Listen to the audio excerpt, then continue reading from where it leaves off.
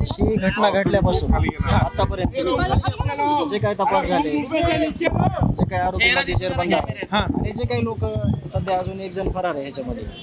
तर मला मराठा क्रांती मोर्चा बारामती तिथली समन्वयक समिती यांनी मला कॉन्टॅक्ट केला आणि असं सांगितलं, जे काही बीड जिल्ह्यामध्ये आता सध्या चालू आहे ह्या प्रकरणावर, ज्या काही अजून पण परत काही चुका होत आहेत, काही टार्गेट केलं जात आहे लोकप्रतिनिधीला, सामान्य माणसाला, किंवा कशा पद्धतीनं त्रास द्यायचा प्रयत्न केला जात आहे, याविषयी तुम्ही दादांच्या कानावर किंवा दादांना एक ड्राफ्ट बनवून द्या. तर त्या हेतूने ज्या काही रिक्वायरमेंट आहेत, जे काही राहिलेले काम आहे, त्या संदर्भात मी अजितदादांची आत्ता भेट घेतली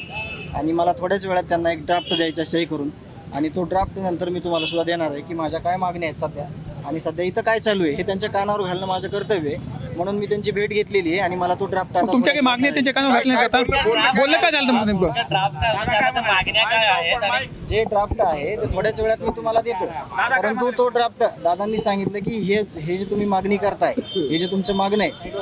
ते मी गांभीर्यपूर्वक घेऊन, आणि आपल्याला ते रिझल्ट पण दिसतील, कारण का ते ड्राफ्ट तुमच्याकडे येणार आहे आणि एक एक गोष्ट झालेली तुम्हाला दिसणार आहे, मला पण दिसणार आहे, आणि ती पूर्ण केल्याशिवाय आपण काय ड्राफ्ट काय नेमकं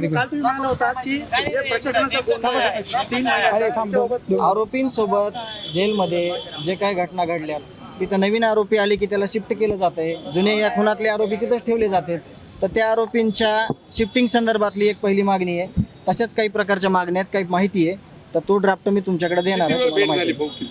एक 10 मिनिट. 10 मिनिटं मी भेटलो, त्यांना तोंडी सांगितलं, परंतु ते म्हणले जे काही तुझ्याकडे लेखी आहे ते दे मला, त्याची अंमलबजावणी 100% करण्यात येईल. त्याच्यावर कारवाई झाल्यावर समाधानी होईल.